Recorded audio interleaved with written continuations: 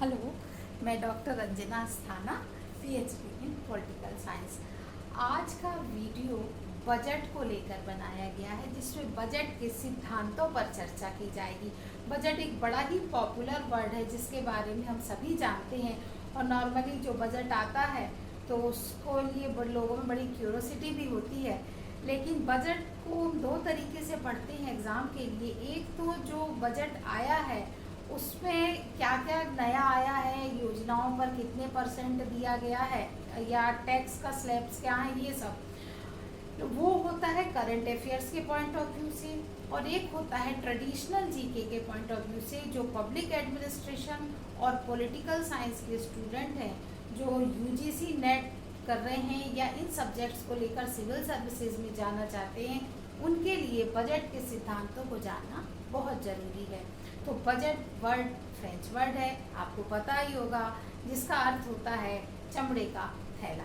लेकिन ये इसको फ्रेंच में बोजटे कहा जाता है। बोजटे से बजट कैसे बना, ये सुनते हैं कि 1733 में जब ब्रिटेन के वित्त मंत्री रॉबर्ट वालपोल संसद में सरकार के आय और व्यय के जो डेटा थे उसको लेकर चमड़े के थैले में रखकर जब संसद पहुंचे, उसको खोला उन्होंने, तो उनका मजाक उड़ाते हुए कहा गया बजट आया बजट आया। इसको लेकर द बजट ओपन नाम से एक मैगजीन भी पब्लिश हुई थी, वहाँ से ये टर्म बजट जो है वो बहुत पॉपुलर हो गया, जो कि आज तक चल रहा है। चलिए, बजट से रिलेटेड जो भी फैक्ट्स हैं और इन्फॉर्मेशन है उसको हम नेक्स्ट वीडियो में आपके साथ शेयर करेंगे, जो कि जीके के पॉइंट ऑफ व्यू से बहुत इम्पॉर्टेंट हो जाती है। आज देखते हैं बजट के सिद्धांत, जिसमें सबसे पहला आता है कार्यपालिका के दायित्व का सिद्धांत। कार्यपालिका सरकार, तो देश की सरकार ही सारे काम करती है।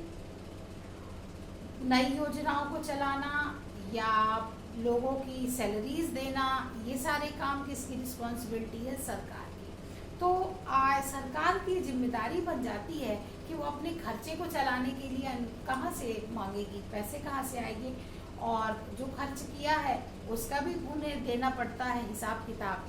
तो कार्यपालिका की ये जिम्मेदारी बनती है कि वो बजट बनाए, यानी कार्यपालिका के दायित्व का सिद्धांत ये कहता है कि कार्यपालिका यानी सरकार की रिस्पॉन्सिबिलिटी है कि वो बजट बनाए।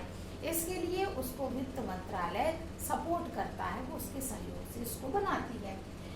व्यय पर विधायिका का नियंत्रण, संविधान का अनुच्छेद 226 ये कहता है कि जो विधायिका यानी संसद जो है वो संचित निधि पर और सरकार के खर्चे पर, संचित निधि से जो भी खर्च किया जाएगा या सरकार जो भी खर्च करती है उस पर नियंत्रण रखना उसकी जिम्मेदारी होती है। इसीलिए देखो आप, सरकार बजट प्रस्तुत करती है, पेश करती है, लेकिन संसद में उस पर चर्चा चलती है, और बजट में से कुछ चीज़ें जो हैं वो कौन सी पास होना है, क्या पास नहीं होना है, ये करना जिम्मेदारी होती है विधायिका की। तो व्यय पर यानी होने वाले खर्च पर नियंत्रण विधायिका का होता है। यह अनुच्छेद 226 ने कहा है कि राज्य और केंद्र की जो विधायिका हैं वो नियंत्रण रखेंगी।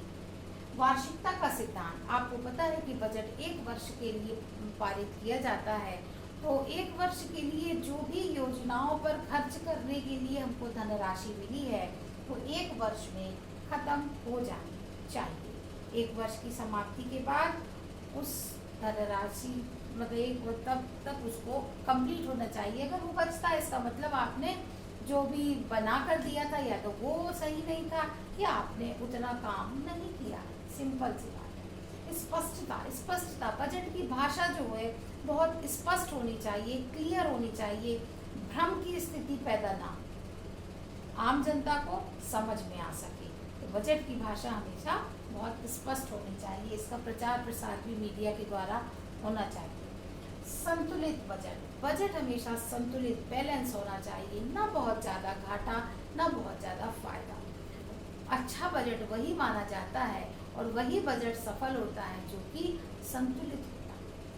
व्यापकता का सिद्धांत ये कहता है कि बजट जो है वो व्यापक आधार पर बनाना चाहिए, अर्थात हर विभाग के आय और व्यय के अनुमान जो होते हैं वो देखकर उसके बाद उनको शामिल करके उसको बनाया जाए। हर विभाग के आय व्यय को हम देखें, उसमें से हम किसी को भी छोड़ नहीं सकते, छोटी से छोटी चीज़ों को भी हमें शामिल करना चाहिए।